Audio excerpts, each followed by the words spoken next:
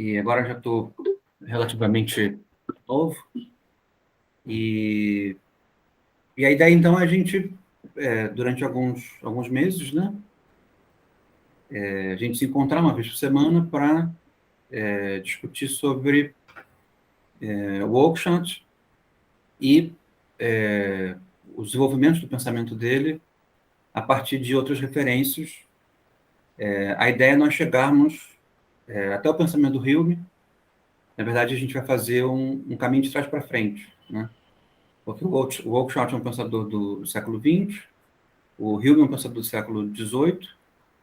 Ambos pertencem a uma tradição intelectual comum, afim, que é a tradição intelectual do pensamento inglês, do esclarecimento escocês, né? Então, tem uma série de afinidades bastante estreitas e influências, mas a minha intenção, eu já fiz diferente em outros momentos, tem até um curso que está no YouTube em que eu sigo essa direção, mas minha intenção dessa vez não é fazer um curso, digamos assim, linear, do passado para o presente, mas fazer um curso de trás para frente, sabe? Do presente, do contemporâneo para o século XVIII. Eu acho que esse esforço retrospectivo, por mais que possa ser heterodoxo em alguns momentos, aclara coisas diferentes, né? Mostra características diferentes, e eu acho que pode vir a dar certo, tá? Acho que pode ser interessante. Então, isso faz com que a gente tenha... Olá, Alan. Isso faz com que a gente tenha referências históricas diversas, tá? Referência, sem problema. Referências essa... Olá, Pedro. Referências essa fortemente centradas na história do ceticismo filosófico, tá? É uma corrente intelectual bastante consolidada, né? O ceticismo filosófico. E aí, eu acho que esse curso ele vai ter dois elementos positivos, né? Primeiro, a partir de um ponto de chegada, que é o pensamento do Oakeshott, dá uma imagem de uma tradição intelectual, né? Pelo menos nesse arco do século XVIII ao século XX. E um segundo benefício que eu acho que esse curso pode vir a trazer é também uma perspectiva histórica abrangente acerca de como que o ceticismo e o conservadorismo filosóficos se estruturaram enquanto correntes de pensamento, formas de pensar, articulações filosóficas nesses últimos 300 anos. Tá? Então, ao mesmo tempo, né, que a gente vai ter problemas específicos, eu também espero que a gente consiga oferecer uma imagem histórica abrangente para que a gente perceba os grandes momentos de inflexão da história política do século XVIII até o século XX, ainda que de trás para frente. Tá? Se esse de trás para frente, eu sou do tempo da VHS, então, se esse de trás para frente incomodá-los de alguma maneira, vocês interfiram, a gente tenta contemporizar, tá? A gente pode fazer o esforço reverso em alguns momentos para tornar as coisas mais claras.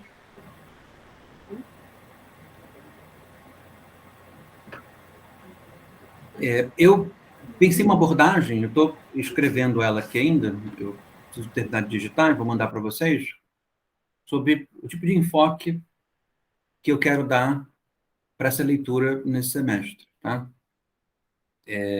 O Oakeshott é um pensador do século XX, ele está inserido num contexto intelectual, pensamento inglês muito rico, em que há uma predominância significativa do pensamento analítico, da filosofia analítica, que é uma filosofia ligada a desenvolvimentos em filosofia da linguagem, né?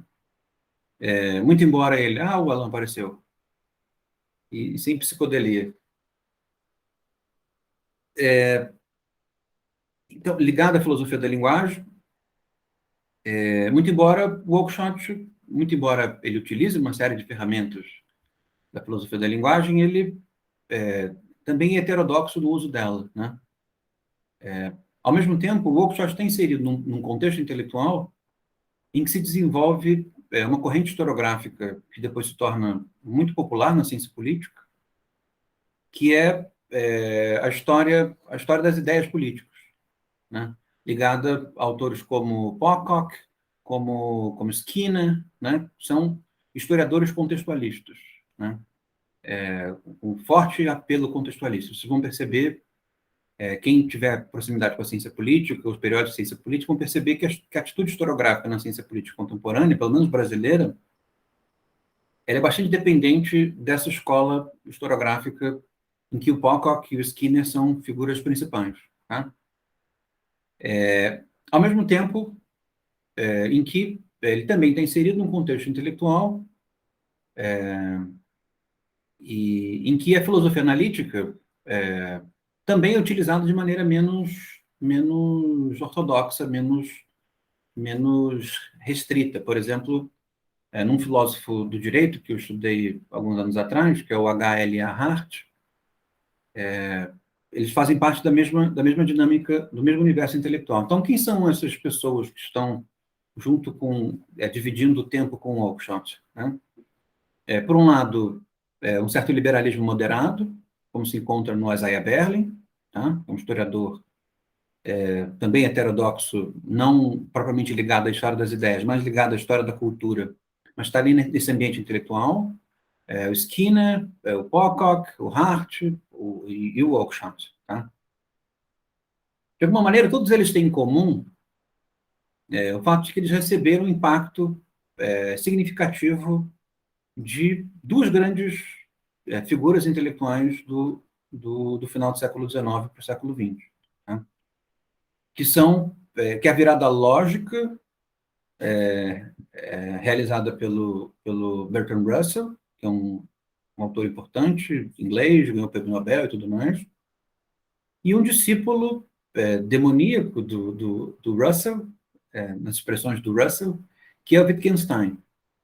Tá? O Wittgenstein realiza um impacto gigantesco sobre esse ambiente intelectual. Evidentemente que há influências do mundo intelectual norte-americano sobre essa Inglaterra,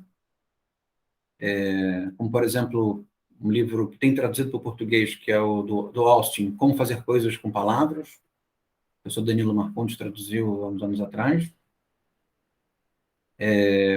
Mas o fato de que esse é um ambiente, é um contexto intelectual em que a sensibilidade linguística está bastante aflorada. Tá? O Hart tem uma expressão muito boa para falar sobre o esforço filosófico que essas pessoas estão tentando fazer, tanto do ponto de vista historiográfico quanto do ponto de vista filosófico, que é uma especial atenção com o uso comum das palavras, o uso comum das ideias. Então, isso só para situar, tá, esses autores que estão antes e depois da Segunda Guerra, tá? Dar uma localização histórica para esse nosso ponto de partida, que é o ponto de partida do pensamento do Oakeshott. O que o Oakeshott tem de especial? Tá? O que me parece que faz com que eu, nesse momento, ache que é o caso de começar um curso com ele e oferecer elementos históricos, agregar elementos históricos para que o pensamento dele fique mais claro e, ao mesmo tempo, o pensamento dele torne esse movimento intelectual mais claro. Tá?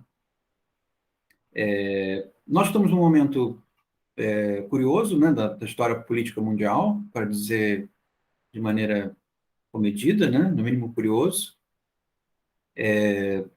Desde a Segunda Guerra, do final da Segunda Guerra, o fascismo não era uma problemática tão preocupante como se faz hoje, né? Talvez ele tenha sido aberto uma certa porteira de populismos, e isso tenha feito com que o fascismo ele reacendesse, né, enquanto possibilidade de organização da esfera pública, né? Eu não vou pontuar fascismo, mas o fato é de que a direita um pouco mais extremada, ela costuma flertar com um certo fascismo. Isso se percebe na Europa, né, uma série de inflexões partidárias que vão nessa direção. Isso faz com que, de alguma maneira, um certo vocabulário apareça na esfera comum, né? E esse vocabulário que eu julgo que foi inaugurado na nossa esfera comum contemporânea, nos últimos anos para cá, é o vocabulário do conservadorismo, né? Começa a se falar sobre conservadorismo de uma maneira um pouco mais aberta, de uma maneira um pouco mais explícita do que se fazia antes, né? Essa palavra, né, essa expressão, e o que nós vamos tentar fazer aqui nesse semestre, que é dar uma carga conceitual para ela. Ela é, como todas as palavras, polissêmica, né? Talvez essa seja selvagemente polissêmica, né? E ela é capaz de descrever e denotar coisas muito diferentes, né? Um espectro de significados bastante distinto, né? Ela pode vir desde uma parte do seu campo semântico, pode denotar desde uma figura meio como Ebenezer Scrooge no Conto de Natal, do Dickens, né? Uma pessoa avarenta, que só pensa em dinheiro, que não dá presente de Natal, e quer prejudicar os mais pobres, e joga o cachorro no vizinho, né? Ao mesmo tempo que acrescentando elementos que não estão no Dickens, né? Ou que estão no Dickens, mas talvez não no Conto de Natal. Antissemita, xenofóbico, no nosso contexto, homofóbico, né? Então, num determinado âmbito desse campo semântico do conservador, ou do flerte do conservadorismo com um certo fascismo, um dos lados desse campo semântico, ele é bastante, digamos assim, agregador de características negativas, né? E no outro âmbito, que seria um âmbito um pouco mais moderado desse campo semântico, o apego às coisas, o cuidado com as coisas, a conservação de hábitos, conservação de tradições, a possibilidade de estabelecer legado, a possibilidade de estabelecer referências, circunstâncias, passar uma coisa para outra, patrimônio, né, no sentido de patrimônio material. Percebem? Há autores, inclusive, que tentam, num esforço de depuração conceitual, tentar dar palavras novas para âmbitos diferentes desse campo semântico, né? Como, ao invés de chamar de conservador, chamar de conservacionista, ou ao invés de chamar de conservador, chamar de reacionário em algumas situações. Ao invés de chamar de conservador, chamar de, como se fala em âmbito ambiental, né? Conservador ambiental, tem uma expressão, eu acho que é o conservacionista, né? Ou seja, existem esforços, né, de dar palavras novas para dizer parte diferente desse campo semântico. Eu acho que esse esforço é um esforço ruim, um esforço que precisa ser abandonado, no sentido de que me parece que existe parte dessa expressão polissêmica que possui um sentido predominante, um sentido consistente, e que esse sentido consistente ele pode ser investigado, depurado, e nós podemos saber, pelo menos do ponto de vista filosófico conceitual, o que nós estamos querendo dizer quando nós estamos falando sobre conservadorismo, né? Então, esse esforço me parece profícuo no sentido de disputar, num certo sentido, na esfera comum, uma palavra, porque essa palavra está solta, né? E ela está sendo utilizada de maneiras mais variadas. Então, disputar na esfera pública o uso dessa palavra, evidentemente que é uma luta perdida, né? Porque hoje o mundo ele é governado pelo marketing, pela propaganda, pelas redes sociais, mas com, digamos, uma possibilidade residual de sucesso, que é de oferecer, a partir de uma depuração conceitual, pelo menos a consistência do que esse termo, do ponto de vista filosófico, pode vir a significar. Tá? E, então, o que o pensamento do Oakeshott tem de especial? Né? Ele traz consigo uma acepção de conservadorismo que traz consigo consistência histórica. Acho que esse é o ponto. Tá? Esse é o ponto que me interessa, principalmente. Ou seja, o conservadorismo nele, né, o pensamento conservador para ele, apresenta características conceituais próprias, ele mesmo as tempera com elementos de temperamento, né? A gente vai ver isso conforme o nosso curso for avançando. Ao mesmo tempo em que distingue essa postura de outras posturas, e ao mesmo tempo estabelece uma semelhança de família, para falar com Wittgenstein, entre autores que, se não trataram da palavra de maneira específica, abordaram o seu sentido, né? Abordaram o seu sentido que, a partir desse conceito, conservadorismo, assume uma força de esclarecimento sobre uma determinada maneira de pensar e de abordar a esfera pública, o mundo político. Tá? Então, do momento em que o conservadorismo se torna uma expressão disseminada e parece que isso não vai abrandar tão cedo, né?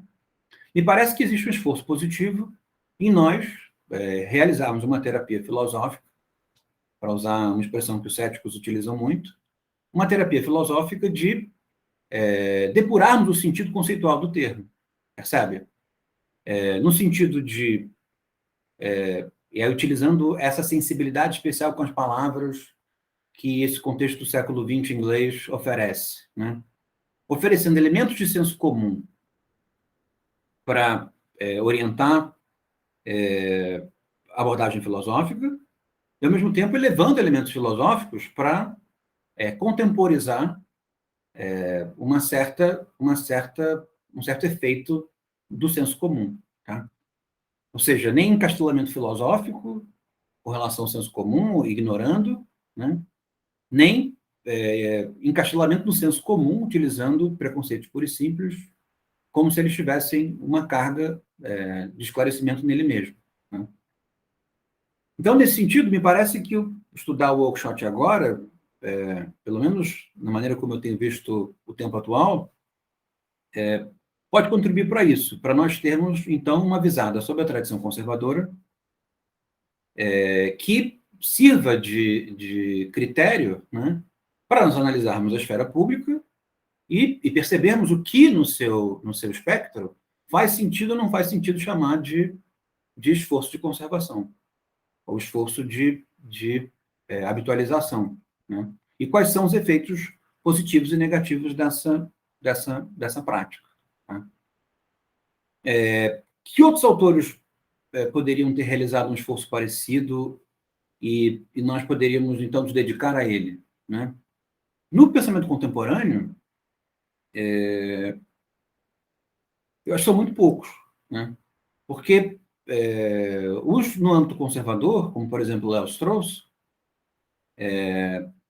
ele possui uma abordagem, digamos assim, um pouco mais disponível a uma certa recuperação do espírito grego, uma certa disponibilidade à recuperação de uma certa vocação mística religiosa, que faz com que a depuração do termo conservador se misture com acepções que são um pouco mais difusas, né? Difícil de localizá-la no uso conceitual. O outro autor que tem sido muito lido no âmbito contemporâneo, que é o Scruton, ele também tem um certo uso do termo conservador que se mistura com valores tradicionais de maneira tão arraigada, né? Assumindo no tradicionalismo quase que um valor de relevância em si mesmo, né? Que acaba também destruindo a consistência conceitual do termo. Não estou querendo dizer com isso que eles vão ser ignorados, que nós não devemos dialogar com eles. Né? Eu estou querendo marcar a especificidade do Oakeshott e a especialidade do Oakeshott sendo lido nesse momento. Tá?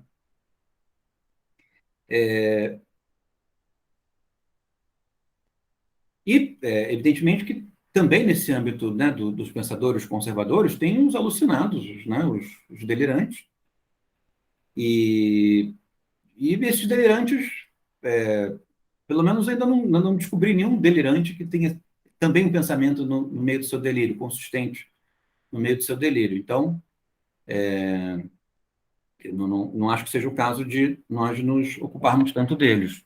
Na verdade, essa terapia, ela concerne principalmente a nós dizermos por que que nós não devemos sermos capturados pelo delírio, né? Outros âmbitos de coisas que são chamadas de conservadoras, elas no âmbito contemporâneo, pensamentos, né, abarcam aquele âmbito que é chamado de âmbito liberal, né? E o âmbito liberal, do ponto de vista da produção intelectual, ele é gigantesco, né? E aí nós temos autores diferentes como Rawls, como Habermas, como Ronald Dworkin, nos Estados Unidos, em que, por mais que dentro de um certo conflito da esfera pública se possam chamar de pensamentos conservadores, um pequeno esforço de depuração do sentido do termo, né, do que faz sentido chamar de conservação, eles são rapidamente retirados do âmbito conservador, né? Eles são pensadores que acreditam no poder positivo do progresso, no poder positivo da razão, um certo império do progresso racional sobre a história humana, acreditam em finalidade histórica, acreditam em uma certa salvação da história da humanidade em função do esclarecimento histórico, né? Então, eles são tomados por uma série de ideias relativamente difusas, né, que rapidamente os caracterizam enquanto pensadores conservadores. Então, é possível se chamar um liberal de conservador quando você está querendo utilizar conservador numa acepção pejorativa, né, como quem xinga alguém. Mas se essa palavra ela vai ser utilizada de uma forma conceitual, as agendas intelectuais, as agendas históricas e políticas são bastante distintas, né? E se, em alguns momentos, na esfera pública, liberais e conservadores eles ficam do mesmo lado, se deve muito mais a um certo efeito de depuração de algumas ideias liberais que se tornam hábitos públicos do que propriamente pela filosofia liberal ou pelo pensamento liberal que estaria governando essa aliança, percebem? Como, por exemplo, existem momentos na esfera pública em que liberais e socialistas ficam do mesmo lado, em que socialistas e conservadores ficam do mesmo lado, né? As alianças na esfera pública nem sempre se fazem em função da consistência entre as ideias que norteiam essas maneiras de interpretar o universo político, né? Por vezes sim, mas muitas vezes não. Então, nesse sentido, eu acho que é importante, e o Oakeshott tem com isso uma especialidade, nós começarmos por ele, né, nós partirmos dele para fazer esse esforço retrospectivo histórico, justamente porque ele nos oferece uma versão conceitual de conservadorismo profundamente abrigada pela tradição filosófica cética, né? O que faz com que a maneira de pensar dele se ocupe com a determinação de um conceito sem que esse conceito tenha uma dependência estrita do sentido religioso, uma dependência estrita do sentido metafísico, do sentido do retorno aos gregos, do retorno ao passado glorioso da humanidade, né? De alguma maneira, o conservadorismo do Oakeshott parece bastante prudencial, bastante interessante e moderado para os tempos de terapia filosófica sobre o conservadorismo, justamente porque ele visa identificar um certo núcleo do que se pode chamar como uma característica positiva e necessária da conservação. Percebe?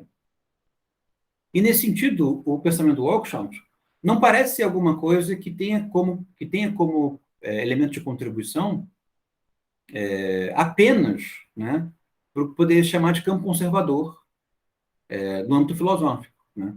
Parece que essa dinâmica da depuração dos benefícios e da necessidade de conservação de algumas dinâmicas, né, que isso faz parte, né, do problema central da esfera pública contemporânea, né? De certa maneira, a esfera pública contemporânea ela sabe modificar a si própria, e eu acho que eu posso datar isso no nosso contexto a partir dos anos 80. Né? Nós somos uma esfera pública que tem uma capacidade gigantesca de reinventar a si própria, né? Tem uma capacidade de invenção institucional, tanto do ponto de vista político quanto do ponto de vista econômico, gigantesca. Mas, ao mesmo tempo, ao mesmo tempo em que demiurgicamente se reinventa, de maneira que o nosso mundo fica ficando muito diferente, muito rapidamente, ela, ao mesmo tempo, entra em autofagia e combustão, né? E eu adoraria que isso fosse apenas uma metáfora, porque nós não só inovamos, inventamos, produzimos mudanças e mudamos um estado de coisas, do ponto de vista metafórico, induzindo uma combustão, quanto também a nossa própria vida entra em combustão, né? Talvez o elemento mais realista dessa metáfora seja o nosso bom e velho Museu Nacional, que trazia consigo toda a carga histórica, simbólica do nosso país e que simplesmente virou cinzas, né? Percebe? E aí vocês podem dizer, mas é só um prédio. Não, não é só um prédio, é também uma força conceitual simbólica completa, né, do, do Estado, né, do Estado brasileiro, da civilização brasileira, ou seja lá o que vocês quiserem denominar. Deixa eu estou a palavra agora, só um instantinho.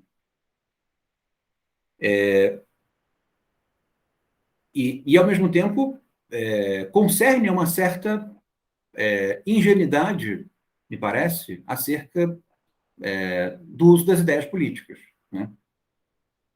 Porque, no fim das contas, as coisas elas não pegam fogo porque nós somos capazes de inovar ou inventar, né? Elas pegam fogo porque nós somos incapazes de conservar, percebem? Então, nesse sentido, uma certa filosofia, uma certa racionalidade prática da conservação, muito embora, evidentemente, que os conservadores tenham muito a ganhar com ela, né? Porque, no fim das contas, é um núcleo consistente do conservadorismo, dificilmente uma esfera pública permanecerá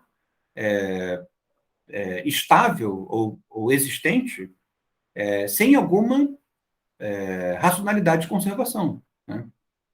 Isso tanto no âmbito de um país com clivagens históricas sociais muito fortes como a nossa, mas também outros países que estão em entraves, né, geopolíticos significativos, né? Por exemplo, você pega o exemplo da Ucrânia, que é um evento bastante complexo, né? Que é um país que sofreu modificações culturais históricas muito significativas num espaço de tempo muito curto, né? Ou seja, o que é ser ucraniano hoje, a despeito da língua, da religião, ou ser um jovem ucraniano hoje, é muito diferente do que é ser um jovem ucraniano de 30, 40 anos atrás, né? E existe alguma coisa nesse processo de modificação que faz com que os ucranianos queiram conservar algo acerca da maneira como eles vivem, tanto acerca do que eles eram, quanto acerca daquilo que eles se tornaram, né? E também, do ponto de vista geopolítico, é preciso dispor de elementos de conservação, porque senão nem sequer aquilo que se quer preservar se consegue, né? Porque você sofre assédio do ponto de vista geopolítico, assédio do ponto de vista econômico, assédio do ponto de vista social, e se perde as ferramentas intelectuais de elaborar formas institucionais para que aquilo que foi obtido, aquilo que se quer conservar, não se incendeie, não seja pura e simplesmente levado às cinzas, né? para usar uma metáfora do Sebald no História e Guerra Aérea, né? Pode falar, Glória, por favor. Fica à vontade. Desculpa interromper, César. Eu fiz uma disciplina que se chama Memória e História das Organizações, né? Com o professor Sérgio Montalvão. Não sei se o senhor conhece. E ele trata muito dessa questão da questão da memória coletiva e individual, né? Como é que isso se dá e como isso se forma dentro das organizações, mas não só como organização, mas como instituição, né? Quando a gente pensa em organização, a gente pensa em empresa, essas coisas assim, né? Só que como isso é importante para a formação, que a memória é constituída de uma concepção social, né? Ela é construída. Então, dentro dessa questão, por exemplo, quando o senhor fala sobre a questão do Museu Nacional, né? Eu, infelizmente, só consegui ir lá uma vez. Só que, assim, dentro daquele contexto, outras pessoas que já tinham me passado, eu já vi fotos, muitas coisas. A ideia que eu tenho do Museu Nacional é além do que eu já fui lá. Então, há histórias que carregam isso, né? A memória, ela não é composta só sobre o que eu acho, sobre a minha percepção, mas também sobre a percepção de outras pessoas e também sobre o que a mídia traz para a gente. Porque eu me lembro muito quando no dia que aconteceu o desastre, porque para mim isso é um desastre, né? Eu chorei muito, porque aquilo parecia que fazia parte do meu imaginário como algo que para mim era importante, né? Como cultura, como educação e tudo mais, né? E como é engraçado que, mesmo eu não tendo vivendo determinadas histórias, ao eu escutar isso, me traz essa questão da ideia do que está dentro do imaginário da memória coletiva das pessoas, né? Porque não é só você ir ao museu e tudo mais lá. Quando você anda no centro do Rio, você também carrega tudo isso, né? Quando você anda com uma outra perspectiva, né? Porque às vezes você anda por ali, você nem sabe onde você está andando, né? Então, como isso é interessante, né? A partir desse ponto. E também a questão da falta da valorização dessa memória, a tentativa de, às vezes, de apagamento da memória de, por exemplo, como são dos povos escravizados, que há essa tentativa, por exemplo, muitos lugares que eram os valongos, né, foram demolidos na tentativa de fazer haver um apagamento dessa história, né? Só que a história não é só o que é físico, né? O que é também passado para outras gerações e sobre também a questão de se apoderar sobre aquilo. Por exemplo, eu não tenho, infelizmente, indícios de familiares para trás. Só que outras pessoas que contaram aquilo faz parte da minha história também, porque houve um apagamento não só do povo escravizado, né, dos afrodescendentes, como também os indígenas, né, toda essa questão. Desculpa se eu me alonguei. Não, imagina. Acho que a sua observação ela levanta dois elementos muito importantes. O primeiro é que existe uma certa inevitabilidade, inexorabilidade dos hábitos, né? Então, mesmo que nós incendiemos tudo, né, os valores não vão deixar de existir. E eles vão se metamorfosear e vão virar outra coisa. Precários, talvez, frágeis, talvez, ou talvez ainda mais interessantes, né? Mas existe uma inexorabilidade dos valores, né? Nós somos animais de hábitos e, ainda que toda a nossa carga cultural, nosso patrimônio entre em cinzas, nós vamos tentar identificar alguma coisa nessas cinzas e oferecer um significado novo para elas, né? Como, por exemplo, acontece com a tradição clássica, né, em que boa parte dos textos se perderam, nós só temos referências, mas nós inventamos uma civilização, uma cultura em torno de fragmentos, né? Por exemplo, os fragmentos pré-socráticos, fragmentos do Egito, né? Nós inventamos coisas dessa natureza. No âmbito da antropologia, é bastante significativo, né? De que se tem a perda linguística de povos, mas se tem a manutenção, a partir da etnografia, de algumas práticas linguísticas e se inventa uma maneira de atribuir e dar significado a uma cultura que não existe mais, a partir do exercício da imaginação e do efeito do hábito sobre a imaginação. Né? É um âmbito, ele é inevitável, é inexorável. E eu poderia dizer o seguinte, de que a vida continua a despeito da conservação. Né? Enquanto o planeta não destruir, né, enquanto houver sociedades humanas, nós criaremos hábitos e teremos valores. Né? Agora, um outro âmbito são valores que nós temos, hábitos que nós temos, instituições que nós temos, e não queremos deixar de ter, percebe? Então, evidentemente que existe uma memória do Museu Histórico Nacional incendiado, pós-incêndio. Mas isso não tira o fato de que, e evidentemente que essa minha asserção ela é relativamente melancólica, mas como ele não pegou fogo há tanto tempo atrás, acho que essa melancolia ainda se justifica, né? Eu não gostaria que ele tivesse incendiado, percebe? A despeito de uma nova cultura se formar a partir do incêndio, dificilmente nós vamos assentir com o fato de que esse incêndio devesse ter ocorrido. Né? Então, e por que o incêndio ocorre? Não do ponto de vista predial, né? Que aí vocês precisam chamar um bombeiro, não um professor de teoria política, para explicar como é que esses incêndios ocorrem. Mas como é que incêndios ocorrem do ponto de vista conceitual? A minha indicação, e é nesse sentido em que eu estou prescrevendo essa leitura inicial do Oakeshott, é quando falta elementos conceituais políticos acerca da conservação. Percebe? É preciso pensar a conservação para desenvolver formas conceituais para que aquilo que se quer preservar não se incendeie. E isso vale para dois âmbitos. O âmbito daquilo que se tem e não se quer perder, e também o âmbito daquilo que se adquire e não se quer perder. Percebe? Porque ao mesmo tempo em que a história realiza, como você disse, os cais do Valongo, por exemplo, ou o cais do Valongo, né? Em que a história realiza um efeito de massacre e destruição desse patrimônio histórico, no sentido de apagamento da memória a partir de um certo exercício de dominação, a partir do momento em que essa memória é resgatada, se não existe uma forma filosófico-política de conservação, essa memória ela é resgatada e perdida, percebe? Porque ao mesmo tempo em que se revitaliza, que se recupera, que se estabelece uma forma discursiva, sem elementos de conservação, o Valongo pega fogo e desaparece. Né? Aí você vai dizer, sim, mas vai surgir uma nova cultura a partir do Valongo incendiado. Mas a grande questão é que não se queria que ele se incendiasse.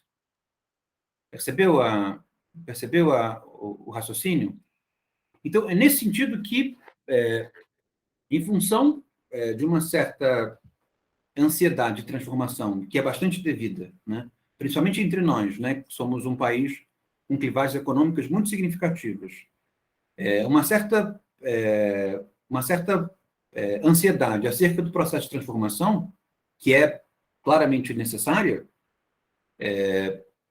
nós perdemos, num certo sentido, ou pelo menos não desenvolvemos, né? Deveríamos ter desenvolvido, para e passo esse mesmo processo, formas filosófico-políticas de viabilizarmos a conservação daquilo que nós queremos conservar, percebe?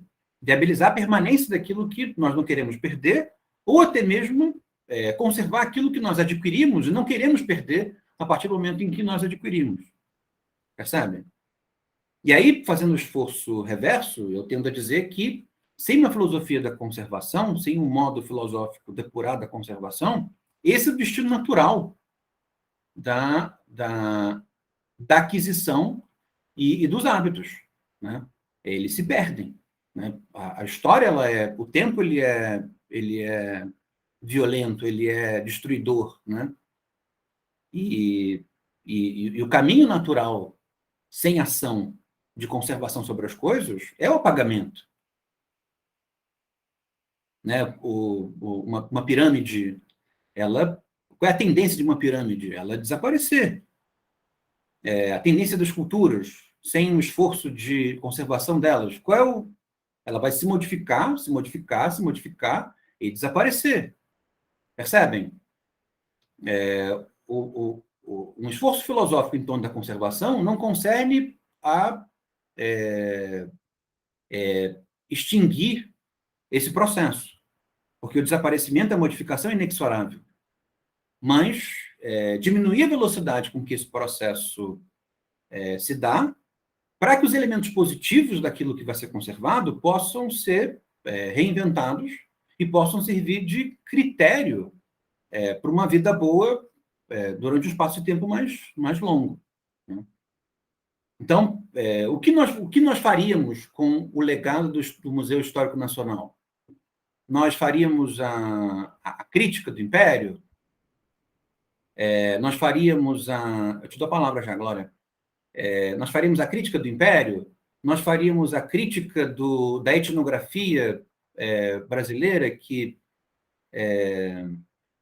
teve par e passo ao processo histórico de exterminação dos povos indígenas? Nós faríamos... O que nós faríamos com aquele legado? Nós não sabemos, mas nós sabemos que agora não faremos mais nada. Né? Nem do ponto de vista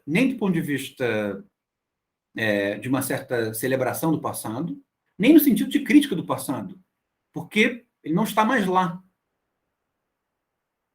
Então, nesse sentido, me parece que o Oakeshott tem uma contribuição interessante a dar nesse momento, porque esses hábitos linguísticos em torno da conservação, eles se proliferam gigantescamente. Nós não temos muita clareza sobre o que é, mas nós sabemos, né, falando na esfera pública, de que conservação é uma coisa que nós não queremos, né? Ao mesmo tempo em que, sem conservação, nossa vida não é viável. Percebe? Em nenhuma esfera. Nem na esfera de que nós não conseguimos viver minimamente bem sem algum tipo de amparo do passado, como nós não conseguiremos manter aquilo que o processo de transformação, o processo de mudança, virá a trazer consigo. Percebem?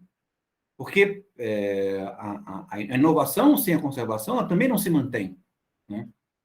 Então, o próprio processo de revisão histórica da sociedade brasileira, sem formas conceituais de conservação, ele vai ser incendiado, como o Museu Histórico Nacional se incendeia.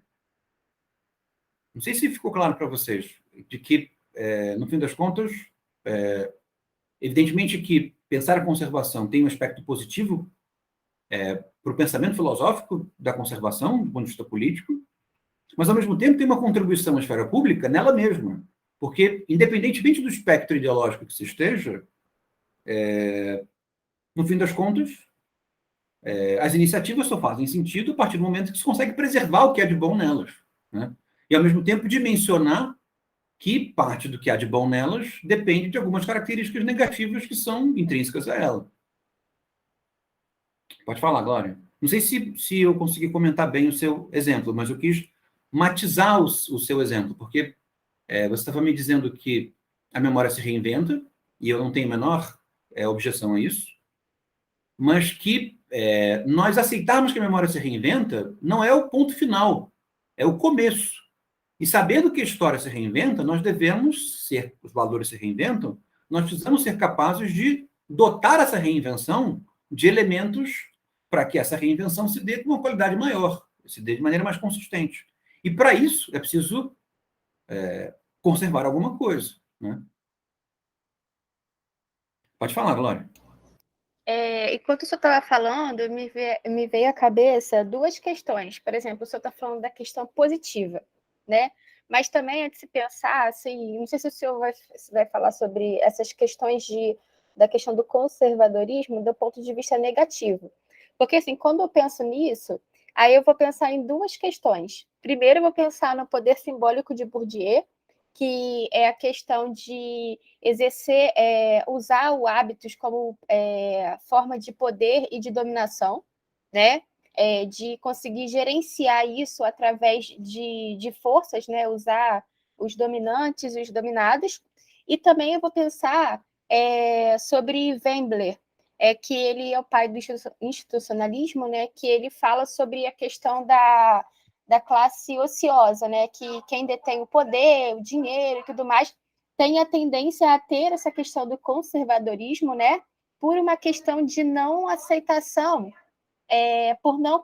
pela questão de não se sentir incomodado, porque na concepção do institucionalismo, né, ele fala que a mudança só acontece quando há um desconforto, e esse desconforto que gera essa mudança, né? A desconstrução vai gerando e é um ciclo. Como que também essas questões de ponto de vista social esses grupos sociais podem intervir negativamente nessa questão desse progresso social, político, né? Porque isso também é importante, porque se a gente for pensar hoje na situação que nós vivemos, que, por exemplo, eu quando vejo o horário político que aparece, as inserções agora começou, né? Aí vem lá o Partido Conservador, gente, chega a me dar arrepio na alma, porque as coisas que eu escuto, eu falo assim, gente, mas o que é isso, sabe? E isso me incomoda muito, assim, sabendo que eu, né, sou uma réis mortal, não pertencente à classe ociosa, entendeu? Assalariada, né? E é muito. Quando você começa a entender o que há por detrás dessas questões de conservadorismo, de dominação das populações, das pessoas, você começa a meio que ficar numa situação de desconforto. E isso te gera, por exemplo, a pessoas que são mais felizes na ignorância, né? E isso causa um desconforto, pelo menos em mim, porque eu tenho consciência do que acontece, de como o processo se dá, né? E não sou capaz de mudar isso porque não sou parte da classe dominante. E também eu fico pensando que se eu fosse da classe dominante, será que eu gostaria de mudar isso, né? Também fica essa pergunta, né? Eu acho essa observação perfeita e eu acho que ela justifica a minha intenção do curso, em outras palavras. Porque percebe que, da maneira como a esfera pública capturou o uso da expressão conservador no âmbito contemporâneo, ela estragou a conservação para você, percebe? É como se você só pudesse viver defendendo do ponto de vista ideológico e filosófico, político, a aquisição, nunca se preocupando em conservar aquilo que você adquiriu, ou aquilo que você obteve de alguma forma, percebe? Ou seja, esse uso inconsistente da dinâmica conceitual da conservação estragou a conservação como um todo, né? Ou seja, como se a esfera pública ela tornasse disponível para você apenas um estado de aceleração constante, de modificação constante, sem que você soubesse aonde você vai parar, aonde que você vai ficar, o que você quer ter, como você quer viver e o que você não quer se desfazer de, percebe?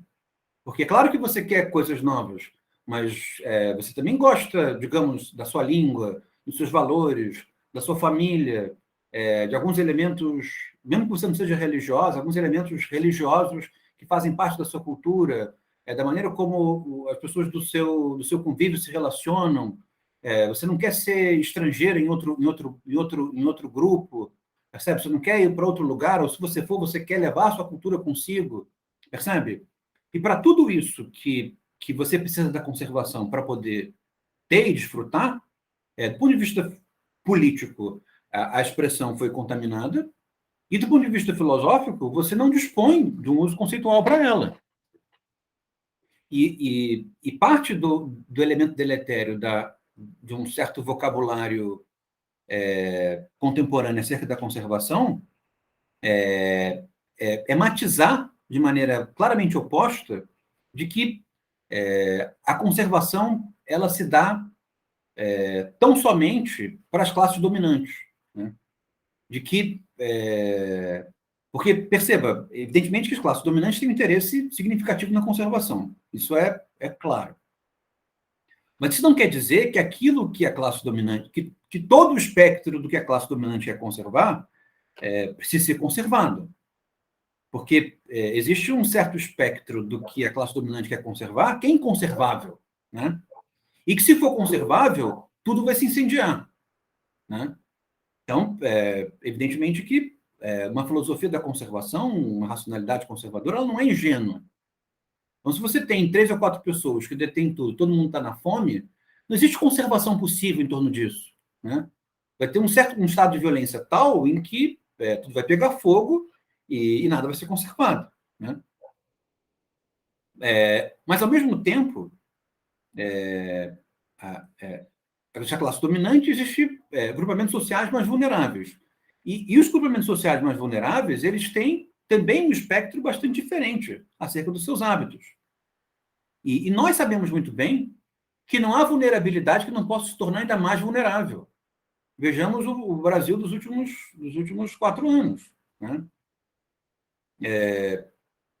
Ou seja, quando se perde o estado de vulnerabilidade para entrar no estado de vulnerabilidade ainda maior, percebe? Quando a minha comunidade tem, digamos, um estado de precariedade sanitária e entra num estado de precariedade sanitária ainda maior, percebe? Faltou elemento de conservação. Faltou elemento filosófico-político para pensar a necessidade da conservação. Porque sem conservação não há melhoramento, percebe? A ideia de que nós precisamos é claramente ingênua e, ao mesmo tempo, faz muito sentido para muitas filosofias da transformação. A ideia de que nós precisamos incendiar o planeta inteiro para nós chegarmos a um grau de desenvolvimento técnico em que nós conseguiremos satisfazer todas as nossas demandas materiais é de uma ingenuidade gigantesca, né?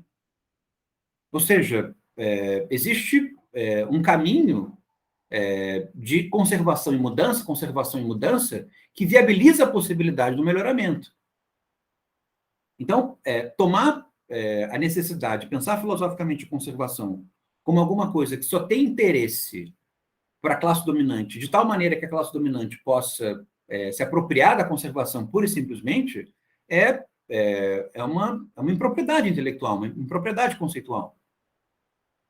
E nisso, esse nosso esforço retrospectivo vai ser interessante também, porque o Oakeshott está no século XX, nós vamos voltar ao século XVIII, e entre o hoje e o ontem, nós temos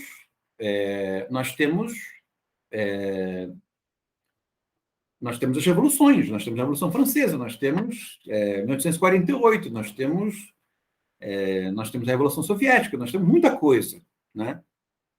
E muitas dessas modificações têm componentes positivos, mas muitas dessas modificações concernem a classe dominante em função de interesse de transformação, usando uma massa populacional gigantesca, independentemente dos valores e do que elas querem, como agente da transformação. Percebe? Sem que isso tenha propriamente um resultado positivo, né? Massacre de populações, massacre de populações em função de nacionalidade, massacre de populações no uso do desenvolvimento industrial. Então, a ideia de que a modificação, a transformação, ela por ela mesma, ela beneficia os mais vulneráveis, não estou dizendo que nunca beneficie, mas a ideia de que a modificação, a transformação por si só beneficia os mais vulneráveis, traz uma ingenuidade gigantesca, né?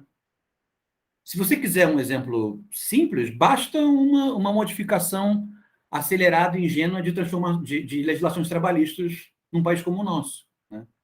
Você faz uma modificação de legislação trabalhista de maneira acelerada e ingênua,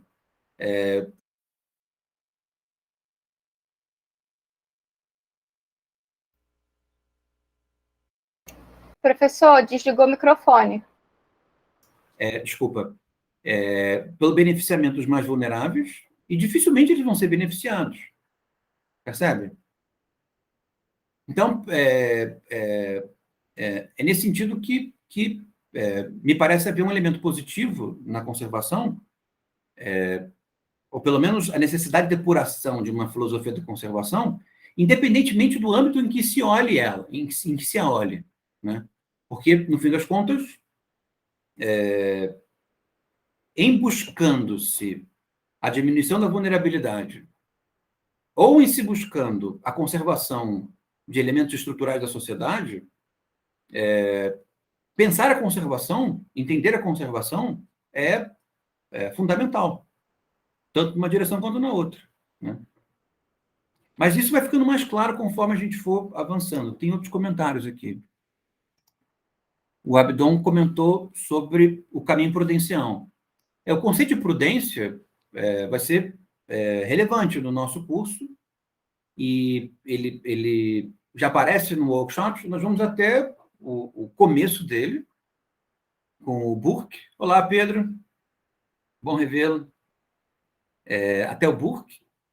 E depois nós vamos aos primórdios do conceito de prudência, no sentido moderno, com o pensamento do Hume, e as relações entre a prudência e o gosto. Né? Nós já vimos um pouco disso no semestre passado, mas nós vamos aprofundar essas dinâmicas. O Alan, você queria comentar alguma coisa? Allan Kardec. Acho que não. Eu tive a impressão de ter visto. Glória, você quer comentar mais alguma coisa? Ah, sim, professor. Tem também uma passagem que fala sobre essa questão da classe social ociosa, que ela é vista como um retardador, né, para a evolução social, né? Só que, como o senhor comentou, quando chega a um ponto de ebulição tão grande e que vai sair do estado de social, né, de tranquilidade, de pacificidade, a partir para um grau de violência, o que seria isso hoje no capitalismo, né? Greves, tudo parado, né? Aí essa classe ociosa se vê obrigada a fazer admitir essas mudanças, para que assim também ela consiga se manter como essa classe dominante, e o seu status quo também ela não perca essa dentro da pirâmide, né, de escala social, ela não perca esse lugar, né? Também não permita que outras pessoas ascendam, e também que ela não decline, né? Essa é a síntese do meu comentário, de que, no fim das contas, a conservação, a possibilidade de conservar, é alguma coisa que, e uma racionalidade prática da conservação, é alguma coisa que as classes dominantes têm e utilizam, e que falta às camadas sociais mais vulneráveis. Percebe? É isso que falta a elas. Né? A vulnerabilidade está diretamente ligada a estar à mercê. E estar à mercê está diretamente ligado à incapacidade de conservar.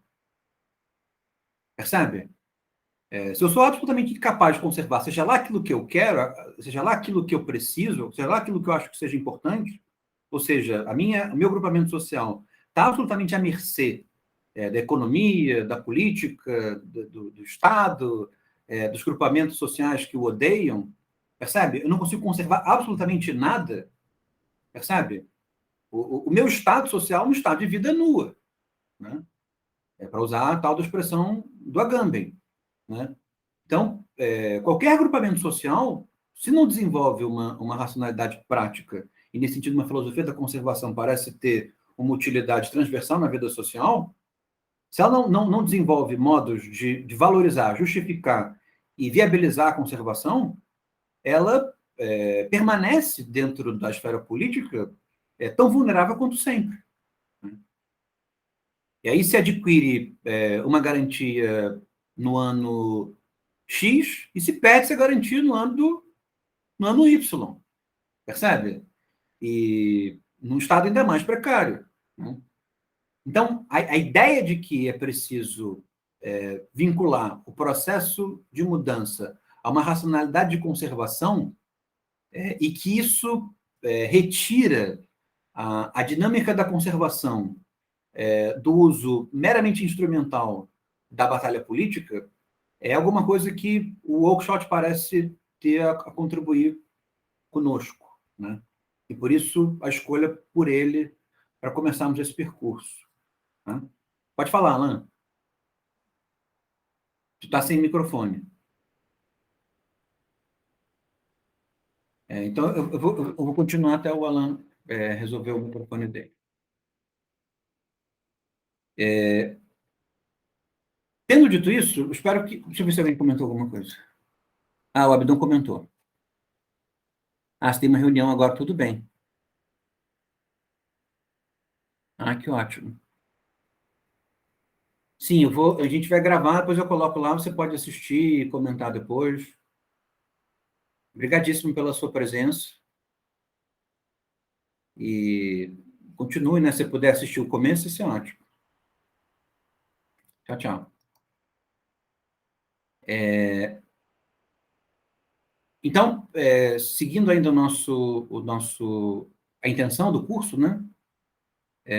Eu quero arrumar esse percurso retrospectivo histórico a partir de uma característica principal, tá? Eu vou falar um pouco sobre ela nesses próximos minutos, que é o ensaio filosófico, tá? O ensaio enquanto categoria de escrita filosófica, tá? O ensaio como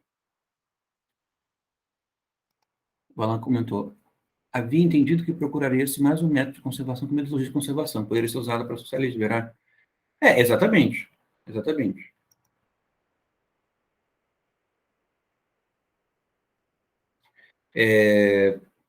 Na verdade, ela está perguntando por que a linguagem, né? Porque a linguagem ela é uma via de acesso dupla, né? Para o sentido das coisas. Né? Então, ao mesmo tempo em que, quando a Glória abre a televisão, ela percebe o Partido Conservador falando um monte de coisas horripilantes, né? Quando ela lida com os livros dela, né?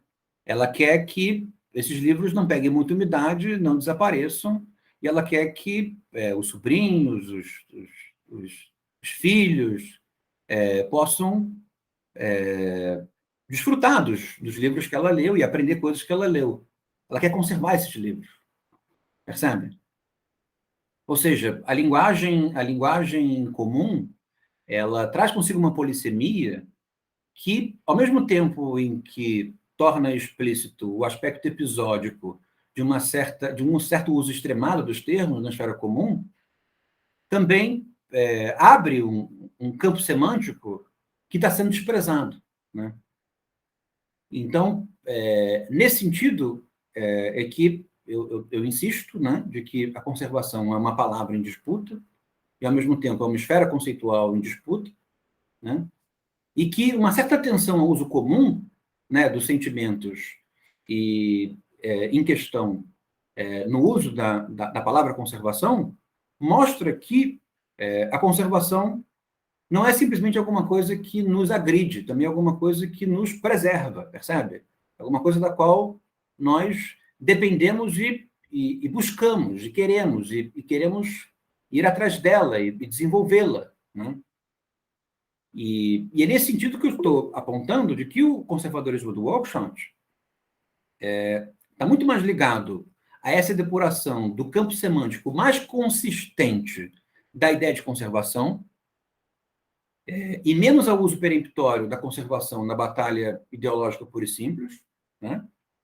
E, ao mesmo tempo, em explorando esse campo semântico mais central, extrai também uma consistência filosófica para a ideia de conservação. Esse é o ponto, né? Existe uma maneira de pensar filosófica, uma maneira filosófica de pensar a conservação que faz com que a conservação apresente o mundo, né, fale sobre o mundo, escreva o mundo de uma forma que possui uma adequação própria, né? E que é uma adequação que está diretamente ligada a esses momentos mais consistentes da nossa linguagem ordinária. É como se a própria história, né, ou como a Glória disse, os próprios valores que se reinventam, guardasse como um patrimônio para nós, né, um certo sentido caro da palavra conservação, que está diante dos nossos olhos o tempo inteiro e que, por alguma razão, nós ignoramos e que, em ignoramos, nos retira esse acesso a um sentido filosófico depurado a partir disso que é comum a nós, que é a necessidade da conservação. Nem que seja para escovar os dentes antes de dormir. Pode falar, Pedro. Calma aí que eu vou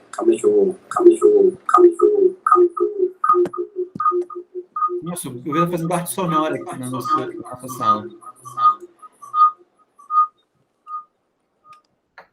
Tá me ouvindo agora?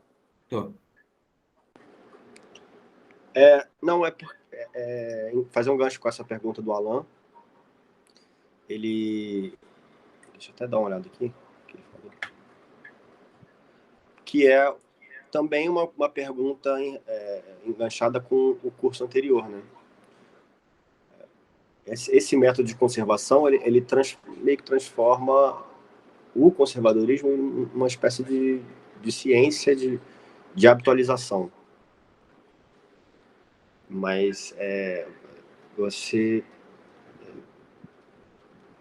de certa forma, o que a Glória tem dificuldade de compreender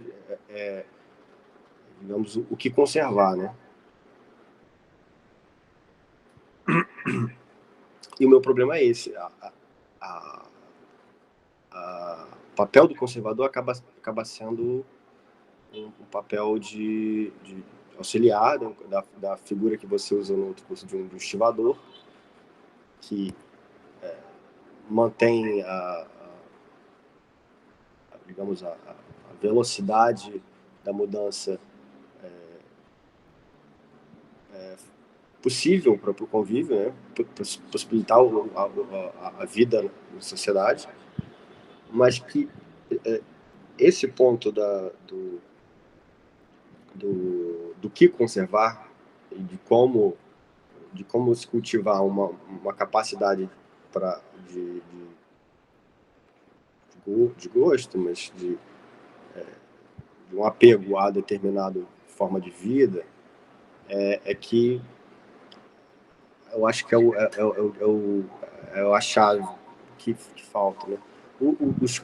Você mencionou o Scruton. O Scruton, ele tenta fazer isso de uma maneira a elevar determinados valores tradicionais, uma forma de justificar o que ele quer conservar.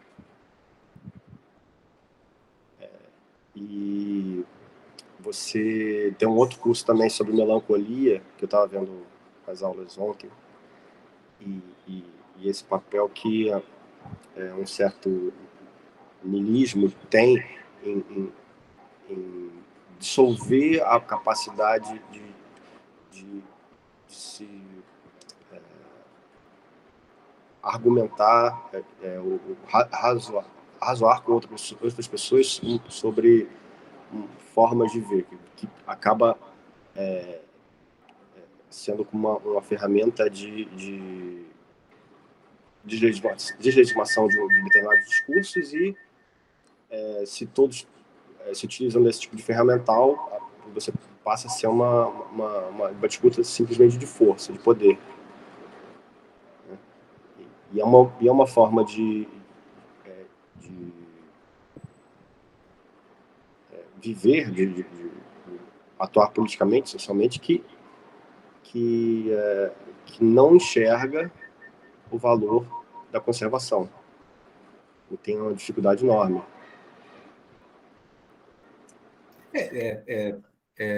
Seguindo o documentário da Glória, talvez pensando assim de uma maneira um pouco persecutória, né? Mas que talvez o maior entrave dentro de uma racionalidade da conservação seja justamente atrelar a conservação à defesa de maus sentimentos, né? De privilégio no sentido estrito, né? Então, quando se atrela a conservação a isso, né? O que é conservação? Conservação é alguém numa posição de conforto, não querendo sair enquanto todos estão naufragando, né? E isso tem um impacto, né? Quando se define conservação assim, porque os níveis de naufrágio são variados, e se a conservação ela é descartada, né? Você não conserva nem sequer os níveis variados de naufrágio, né? Ou seja, todos são igualmente naufragados, né? Então, eu acho que um esforço inicial é justamente pensar a conservação no sentido transversal, né? De que todos nós queremos melhorar, né? Todos nós queremos vidas melhores, né? E é isso que faz que nós vivamos em comunidade política. E nós sabemos que a condição do nosso melhoramento é sermos capazes de conservar a posição em que nós estamos, né? Capaz de conservar alguma coisa, né? Algum ponto de referência, alguma posição em que nós estamos. Então, nesse sentido, a ideia de que existe alguma coisa a ser conservada em si mesma, pelo menos enquanto enunciado filosófico, parece ser bastante discutível, né? Não sei se existe alguma coisa a ser conservada em si mesma, né?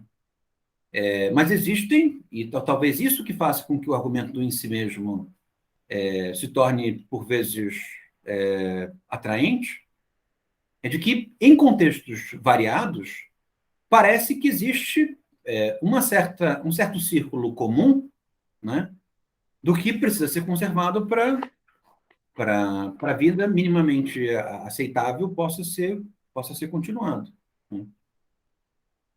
Então, me parece que uma racionalidade conservadora ela está ligada, pelo menos do ponto de vista mais consistente, menos a sair do ponto de partida de que há a ser conservado em si mesmo, né? E mais de que os contextos políticos mostram o âmbito da conservação, percebe? Porque julgar que existe algo a ser conservado em si mesmo é julgar que existe algo a ser conservado a despeito das relações que se dão numa determinada sociedade em que a conservação vai se dar, percebe? Então, não se conserva por conservar. Se conserva porque conservar traz uma utilidade, traz um benefício do ponto de vista político em determinado contexto. E a grande questão que vem do seu argumento e que traz a questão da prudência, como o Abdon comentou, e traz a questão do gosto, como eu comentei, como somos capazes de determinar em contextos diferentes o espectro do que precisa ser conservado e do que não precisa ser conservado, né? E eu acho que o pensamento do Oakeshott e até o pensamento do Hume, né, nesse esforço retrospectivo, ele nos oferece elementos para que nós encontremos essa resposta, ou pelo menos o início dessa resposta, né? De quais são os critérios que se utiliza em contextos diferentes para se perceber o espectro da conservação, né? E, ao mesmo tempo, aí fazendo um esforço contrário, o que fica no caminho da conservação, atrapalhando a conservação. E em atrapalhando a conservação, atrapalhando, de maneira generalizada, a viabilidade do melhoramento da vida, né? Como, por exemplo, nós, num espectro contemporâneo, em que achamos que é a falta de conservação que faz com que... É o excesso de conservação que faz com que o museu pegue fogo, né? Que é uma ideia ridícula, né? Percebe? Isso não faz sentido na nossa linguagem ordinária, mas faz sentido na nossa linguagem intelectual, né? Contemporânea, pelo menos do ponto de vista de uma certa rusga política contemporânea. Quer dizer que, porque conservamos demais, o museu pegou fogo, usando só isso como exemplo, né? Isso é ridículo, né? Nós não sabemos conservar, e não sabendo conservar, o museu pega fogo, né? Porque se nós conservamos de um jeito que o museu pega fogo, nós não estamos sabendo conservar, percebe? E se existe um tipo de conservação que faz com que as coisas peguem fogo, ela não é conservadora, né? Porque para que alguma coisa, uma racionalidade conservadora seja conservadora, realmente conservadora, ela tem que ser capaz de entregar a utilidade da conservação. Ela tem que efetivamente conservar. Percebem? Se eu coloco um livro na sua mão e você me entrega, você é o melhor conservador de livro que existe, e você me entrega o livro um mês depois, todo emborolado, cheio de bolor, o que eu vou dizer? Que a sua fama é indevida, né? Você não sabe conservar. Porque, evidentemente, que o tempo ia agir sobre o livro, mas você deve ser capaz de evitar os elementos negativos do tempo o mais que você puder, né? Percebe? Então, jogar fora, e eu acho que esse é um dos crimes da nossa realidade política, que é excessivamente vulnerável, né? Em atacando qualquer tipo de racionalidade conservadora, nós ficamos absolutamente incapazes de conservar seja lá o que for, nem que seja um prédio público, né? Acho que o Anderson tem comentário. Pode falar, Anderson, por favor.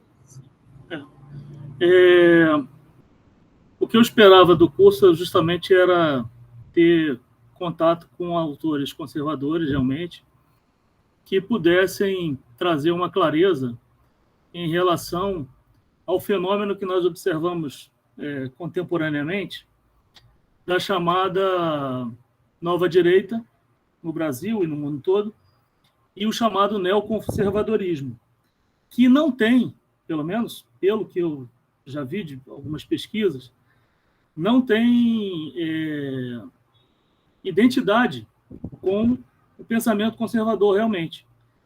E alguns pesquisadores têm dito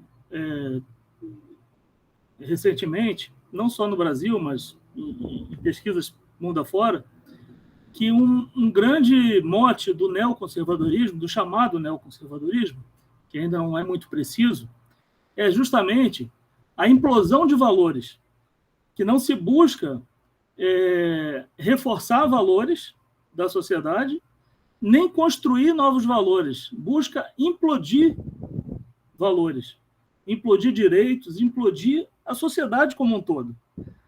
E não se sabe claramente que projeto é esse, de poder, inclusive, ou seja, o que colocar no lugar.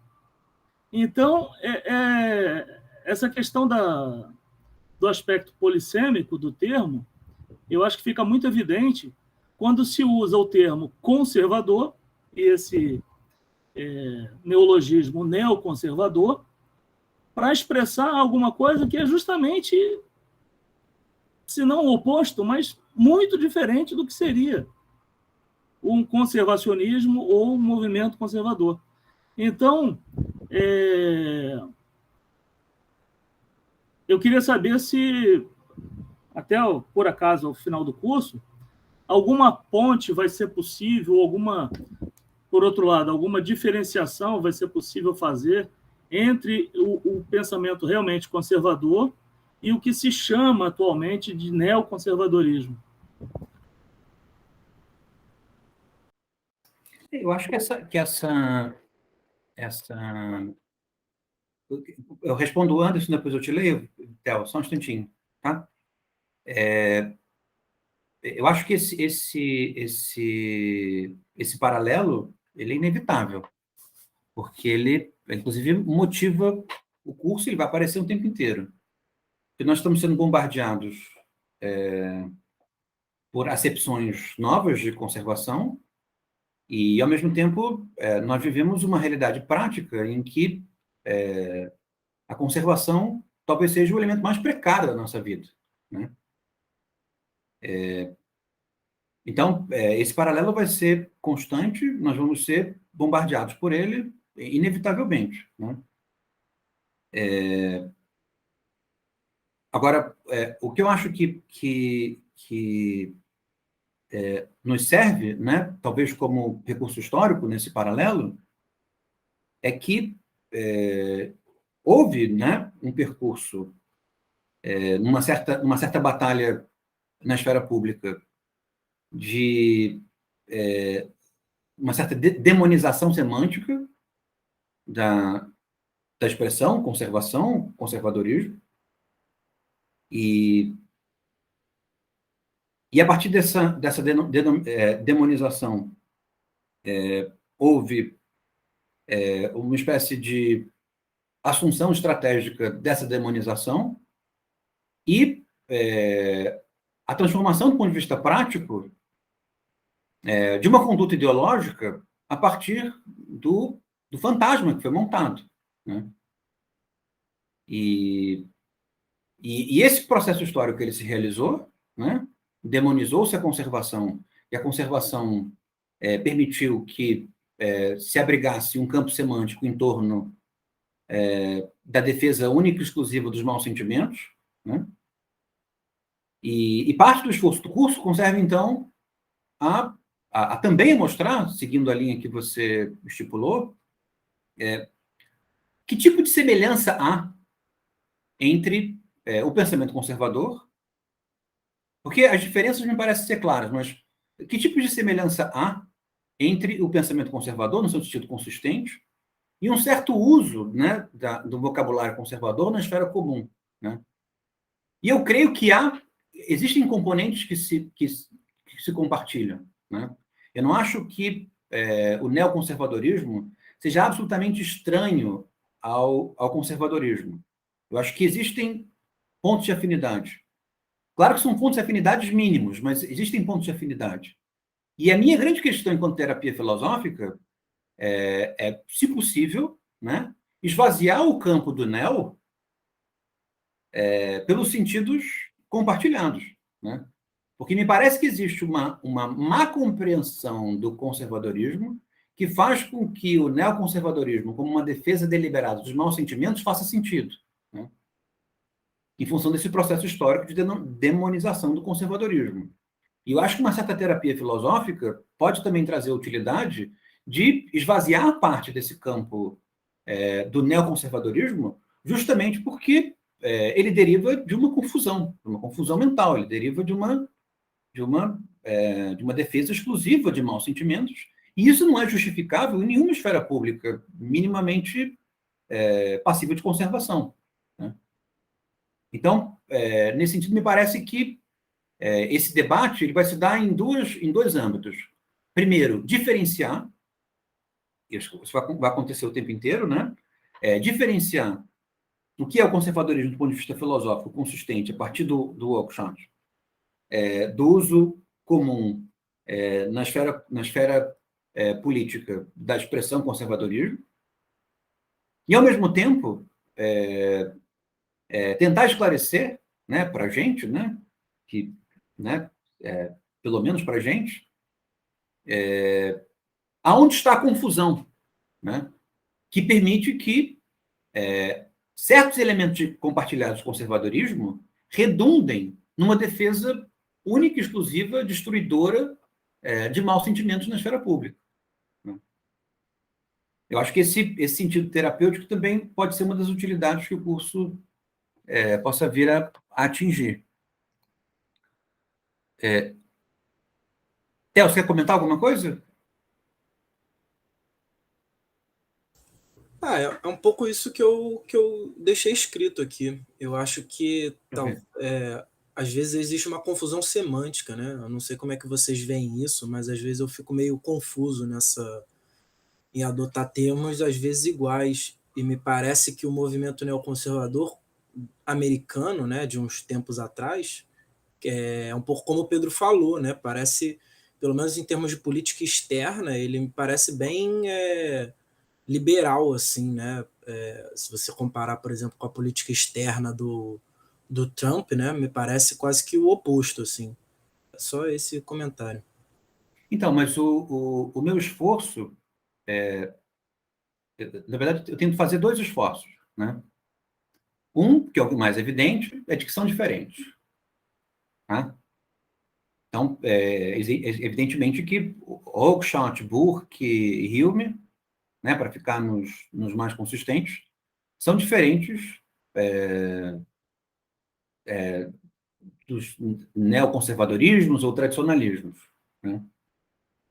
Isso é bastante claro. Mas eu tento fazer um esforço contrário também, de que existe uma continuidade. Mas essa continuidade, ela se deve ao fato de que existe algo no neo que deriva do conservadorismo, percebe? Que deriva de uma certa atitude conservadora, de uma certa racionalidade conservadora, mas que se faz mal compreendida, né? e deriva em formas ideológicas claramente agressivas e injustificáveis. Tá?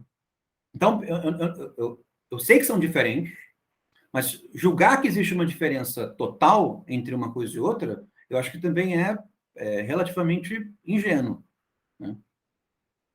E o que complementa o meu argumento é dizer que esse núcleo central consistente do conservadorismo, que pode redundar em formas agressivas e destruidoras com relação à comunidade e à esfera pública de maneira geral, ela não tem um interesse específico apenas para o campo conservador.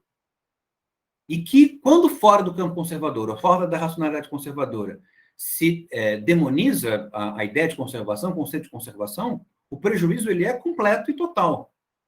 Primeiro, porque produz essas formas deturpadas de conservadorismo, que se afastam e quase não se identificam mais com o conservadorismo, quando se torna inviável a própria ideia de conservação, que não é estrita do âmbito conservador.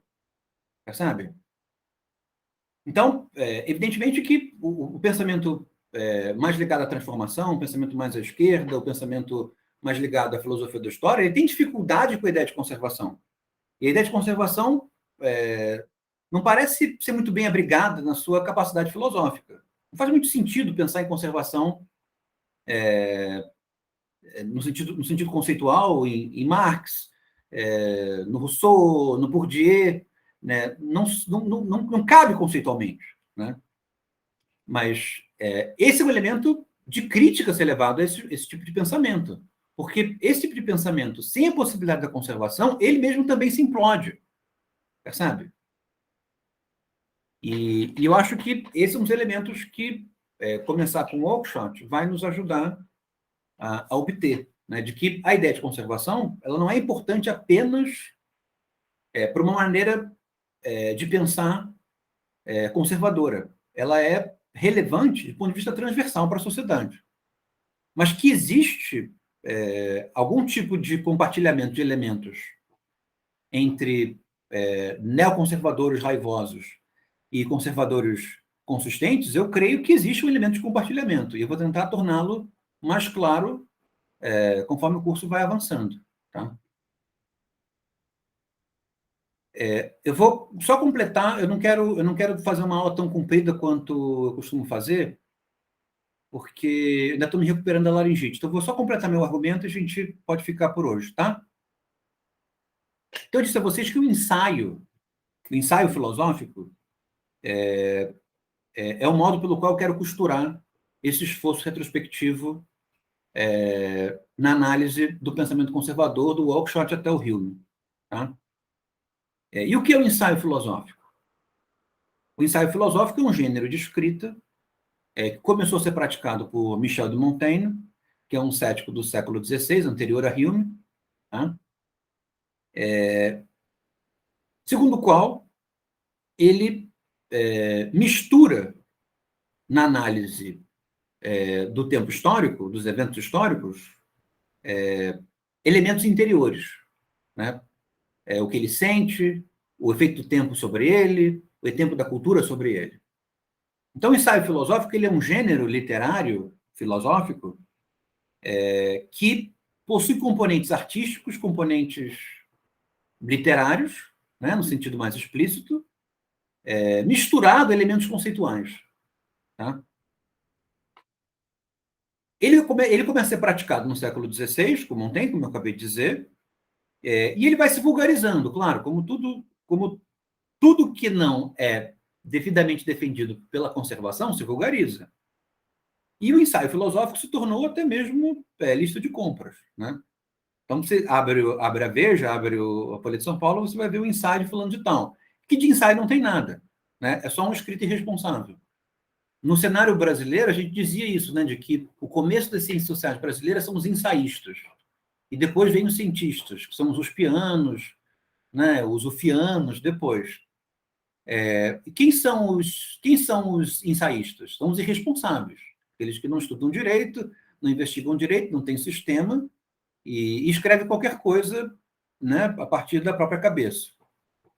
E os cientistas são aqueles que já possuem um método, marxista, weberiano, bourdieuiano, mais para frente, e aplicam esse método na investigação social. Tá?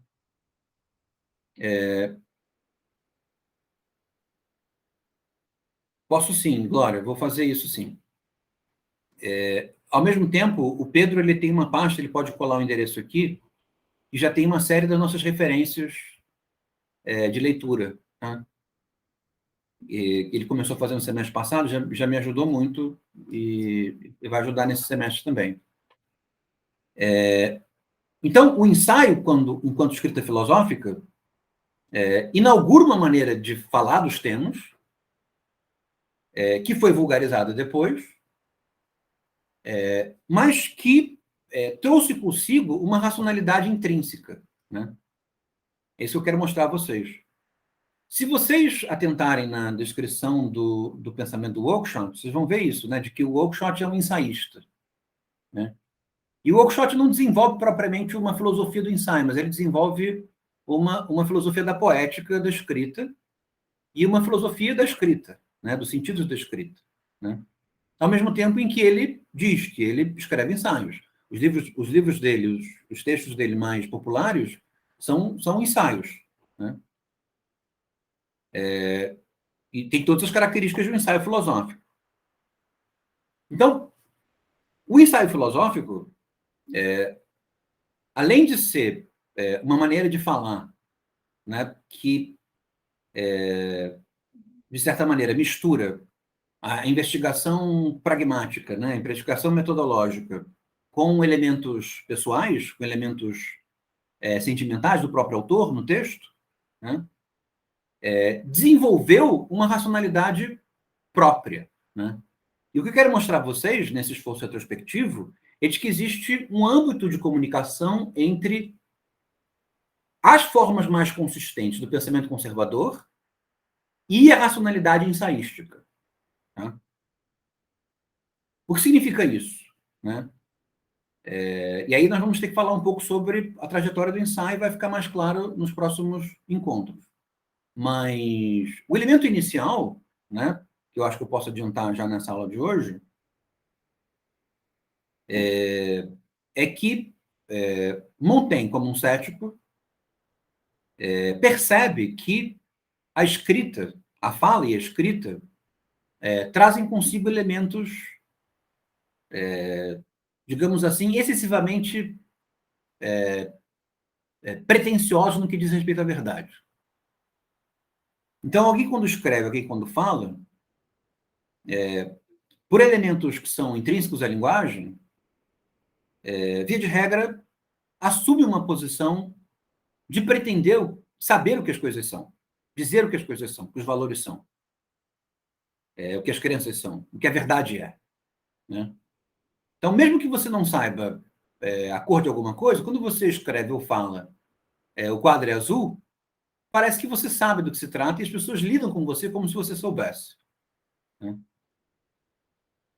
Montaigne percebe isso na escrita filosófica tradicional, tanto na escrita grega, nos modos pelos quais Platão organizava seus diálogos, na organização dos textos aristotélicos, mas também nas formas mais doutrinárias que a filosofia medieval desenvolve. Né? Isso começa a perceber que a fala filosófica vai se tornando uma fala um pouco mais burocrática, né? Como em Disputácios, por exemplo, ao mesmo tempo em que o texto filosófico, com os sermões, com os tratados, com as investigações, eles se tornam textos de tal maneira limpos, né, da experiência, né? Mesmo textos empiristas, mais tarde, se tornam tão limpos da experiência, em que o que se percebe é um forte efeito de pretensão do documento filosófico sobre os seus interlocutores. Então, o que faz Montaigne? Montaigne, no século XVI, inventa um gênero que possui rigores próprios ao gênero, mas que não quer exercer sobre o leitor o efeito de pretensão. Percebe? Não quer exercer sobre o leitor o efeito de autoridade de quem escreve, de quem fala sobre o leitor. Ele quer conversar com o leitor. ele quer compartilhar alguma coisa com o leitor. Ele quer colocar o leitor numa posição semelhante àquela de quem investiga e não sabe muito bem sobre o que está falando. Esse é o ponto. Nesse sentido, o pensamento Oakeshott traz consigo uma racionalidade ensaística, né? O Oakeshott nunca diz o que deve ser, como as coisas são. Ele recomenda, ele propõe, ele parte de uma certa precariedade da experiência. E, para isso, ele usa o gênero em que esse tipo de hesitação pode ser veiculado. Percebem? A minha intuição é que essa região mais consistente do pensamento conservador e essas preocupações do cético, né, para não impor a verdade, para não assumir que existe uma posição privilegiada sobre a realidade, que ela pode ser imposta ao leitor, ou que o leitor deva sentir como se estivesse impondo alguma coisa a ele, de que essa racionalidade possui uma região em comum, né? Ou seja, para ser conservador de uma maneira consistente, não é possível escrever e falar como se soubesse o que é verdadeiro e necessário. Percebe? Ou seja, é preciso utilizar uma racionalidade ensaística para examinar um determinado contexto e, em observando o contexto, permitir que a relação entre os afetos de quem escreve e o contexto apontem para uma certa região dentro da qual a conservação possui alguma utilidade. Tá? Isso vocês vão perceber nas leituras que nós vamos fazer. Porque os textos do Oakeshott são textos ensaísticos, e eu quero destacar essa racionalidade ensaística do texto do Oakeshott. E o Oakeshott, ele tem uma especificidade dentro dos conservadores, que faz com que ele seja especialmente genial e, ao mesmo tempo, especialmente estratégico para nós. Porque ele é um conservador que assume elementos do pensamento dialético. Tá? O que é o pensamento dialético? O pensamento dialético é um pensamento que está diretamente atrelado ao pensamento do Hegel e ao pensamento do Marx. Tá? Eu vou falar um pouco sobre isso mais para frente. E, ao mesmo tempo, o pensamento dialético ele é um dos principais responsáveis pela demonização da racionalidade conservadora. Tá? E, ao mesmo tempo, o pensamento dialético também tem uma polissemia e tem formas, digamos assim, mais radicais e formas mais contemporizadas. Né? O Oakeshott, no âmbito contemporâneo, é o conservador que flerta com o pensamento dialético e traz elementos dialéticos para a racionalidade conservadora. Né? Ou seja, é preciso racionalizar acerca do processo de mudança, é preciso ter uma filosofia do processo de mudança para entender a viabilidade do processo de conservação. Seria um pouco a síntese que nós poderíamos fazer nesse final de encontro.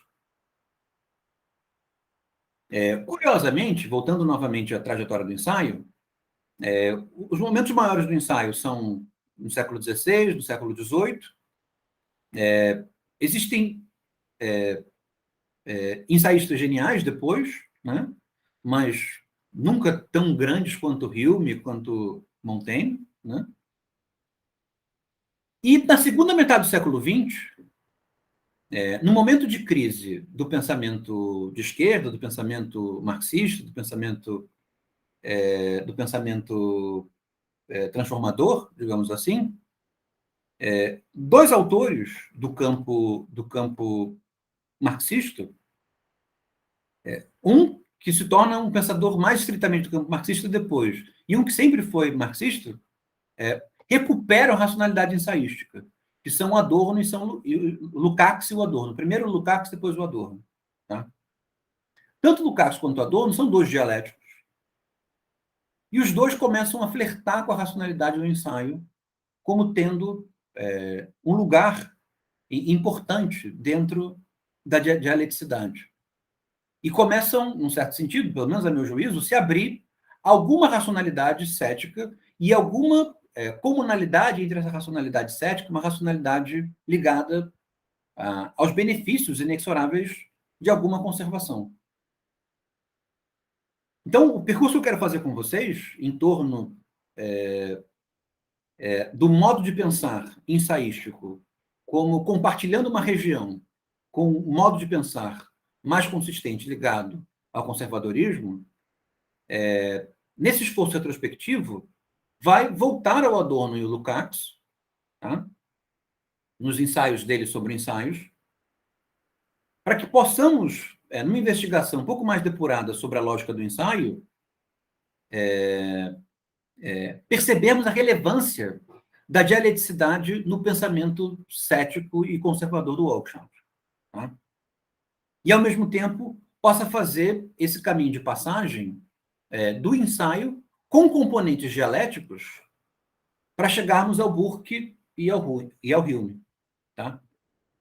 E vocês vão perceber que, mesmo Burke e mesmo Hume, que são autores nos quais isso que a dialética vai valorizar é visto de maneira bastante negativa, nós vamos perceber elementos de dialeticidade também no Burke e também no Hume. Tá? Então, meio que resumindo o que eu quero dizer para vocês, eu quero partir do Oakeshott para perceber se elementos fundamentais de uma filosofia da conservação de forma transversal para a nossa esfera comum, e vou fazer o esforço retrospectivo do Oakeshott até a forma manancial do seu ceticismo, que é o pensamento do Hume, a partir dessa racionalidade ensaística. E é uma forma de pensar, tá? Mas que é uma forma de pensar que está vinculada a uma maneira de escrever. Percebe? É uma maneira de falar. Porque, via de regra, nós não associamos as pretensões doutrinárias, dogmáticas, a maneira de dizer, a maneira de pensar. E o que eu quero mostrar a vocês é de que existe um vínculo entre uma coisa e outra. Tá? Ou seja, se eu quero tratar dos assuntos de uma forma a não impor uma versão, não basta eu dizer que não vou impor uma versão.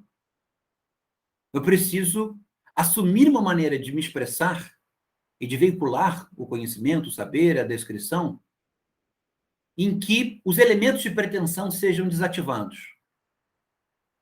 E esse parece ser o núcleo de uma racionalidade comum que não começa no Hume, mas que está no Hume de maneira mais consistente e que vai chegar no Oakeshott. E que também permite que nós façamos o esforço retrospectivo do Oakeshott até o Hume.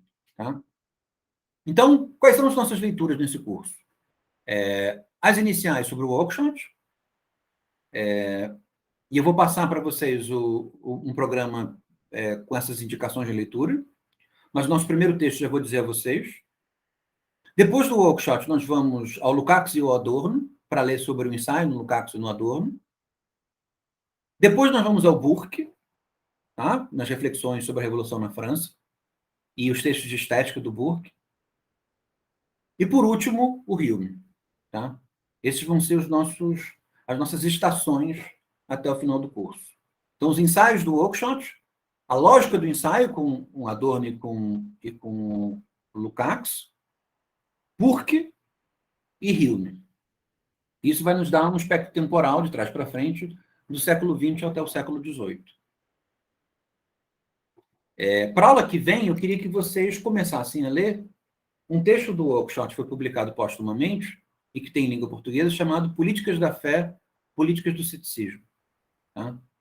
Essa é a nossa primeira, que é um livro de ensaios, em que a lógica do ensaio é utilizada, os componentes de ceticismo e de dialeticidade estão misturados, vai ser fantástico poder perceber as duas coisas juntas, e que vai nos abrir, né, para esses vínculos entre a racionalidade conservadora, no que ela tem de transversal para a sociedade, e a lógica do ensaio. Tá? Do ensaio como uma maneira de ver e de falar sobre a realidade. Tá? Tem esse texto na pasta já, Pedro? Políticas da Fé, Política do Ceticismo? Então, está lá já.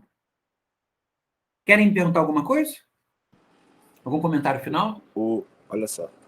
O roteiro está lá, as páginas também estão lá. Ótimo. Quem quiser me manda, escreve e-mail aqui embaixo que eu adiciono. Eu vou botar todo mundo que está na lista de e-mail da turma e só. Ótimo. Theo, eu consegui responder um pouco a sua questão? Acho que sim, professor. Acho que Porque, sim. porque tanto você quanto o Anderson tem muita preocupação com a nova direita. Não, então, eu só que eu acho que também eu não fui também 100% claro, mas me pareceu que há essa distinção que você está propondo entre uma nova direita e o conservadorismo, mas que também não são como se fossem coisas que não tem nada a ver uma com a outra. Exatamente.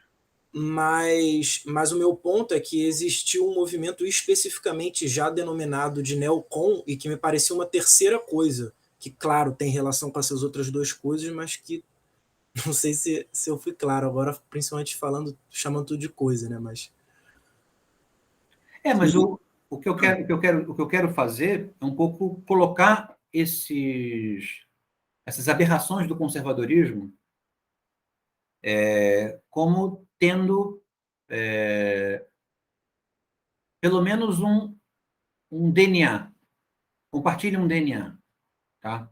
Essas aberrações compartilham um DNA. E esse DNA é utilizar observar a esfera comum a partir dos maus sentimentos. Né? A racionalidade conservadora, e cética também, nesse âmbito que elas compartilham elementos comuns, ela analisa a vida social a partir dos seus maus sentimentos, dos seus elementos negativos. Tá? O ponto de que esse esforço de observar a sociabilidade a partir dos elementos negativos, que está diretamente ligado à possibilidade da conservação, possui as suas deformações. Né? Mas essas deformações, eu quero colocá-las de maneira um pouco tendenciosa num certo balaio de gato. Que balaio de gato é esse? O balaio de gato da defesa irracional de sentimentos negativos. Percebe? Que a sociedade é feita com sentimentos negativos, tem sentimentos negativos nela, qualquer pessoa minimamente razoável vai admitir. Mesmo aqueles que têm uma percepção otimista da sociedade, completamente otimista. Né? Como certas manifestações do pensamento social trazem consigo uma percepção bastante otimista sobre os destinos da sociedade. Né? Mas todos vão admitir que os sentimentos negativos estão aqui. A grande questão é saber o que fazer com eles. Nós administramos, nós destruímos, nós enfatizamos, nós defendemos irracionalmente esses sentimentos negativos? Esse é o ponto. Tá? Mas, ao mesmo tempo, existe uma semelhança de família entre essas formas neoconservadoras, tradicionalistas, e um certo núcleo consistente do conservadorismo, que é essa percepção da vida social ou da vida política como se estruturando em torno de sentimentos negativos. Tá? Isso vai ficando mais claro conforme o curso você desenhar, mas eu acho que é o que eu queria te responder, né? Para não desvincular completamente uma coisa da outra. Tá? Gente, espero que vocês tenham se sentido provocados pelo curso, que isso vai ter resultados bons para vocês, e espero que também tenha uma sensação de realidade, né, de que nós estamos falando de coisas que nós estamos vivendo. Eu gosto disso. Não, eu não gosto do que nós estamos vivendo, mas eu gosto de me ocupar, né, do que nós estamos vivendo, então eu espero que isso contribua, né? E vai ser um prazer desfrutar desse semestre com vocês. Qualquer coisa vocês me escrevam, eu respondo vocês. Pode falar, Pedro. Não, aqui você citou algumas leituras que a gente já fez semestre passado e outras que não fizemos. Tem como você adiantar uma para mim, pelo menos? Eu vou dar uma passada no texto do Oakeshott, mas eu... Então, o que vocês não leram ainda, que eu vou mandar para vocês, mas eu posso já adiantar aqui, é um livro do Lukács chamado A Alma e as Formas, que é o primeiro livro em que um dialético escreve ensaios. Talvez o Marx em alguns momentos, mas em que alguém que é um dialético, que vai se tornar um dialético, no sentido estrito do termo, defende a lógica do ensaio, né? E o segundo é um ensaio do Adorno chamado, eu acho que é o ensaio como forma. Se não for ensaio como forma, é a forma do ensaio, tá? Adorno. Quem já fez a leitura desse texto do Políticas da Fé Política do Ceticismo, quiser ler esse texto, pode ler também. Mas nós vamos ter outros ensaios do workshop que nós vamos ler depois, mas não para a próxima aula, tá? Próxima aula eu quero que vocês leiam esse Políticas da Fé Política do Ceticismo. Se não conseguirem ler tudo em uma semana, leem pelo menos o primeiro capítulo, tá? Acho que assim a gente vai bem de leitura. Mas eu escrevi um texto, um preâmbulo, não costumo fazer, mas eu fiz um preâmbulo do curso. Eu vou mandar a vocês, e nesse preâmbulo vão estar as indicações de leitura também. Tá bom? Gente, brigadíssimo pela atenção de vocês. Fiquem bem. Foi um prazer conhecer o Theo, o Anderson, a Glória, rever Pedro, Alan. Temos outros componentes que vão se juntar a gente. As aulas costumam ser bem divertidas com as discussões. Gostei muito dos comentários da Glória, me forçaram a levar o curso para outras temáticas, acho que vai ser muito bom, tá? E sim, semana que vem minha voz já deve estar perfeita. Abraço, gente. Tchau, Melhoras, pessoal. Sandra. Melhoras, professor. Obrigado, querido. Até mais.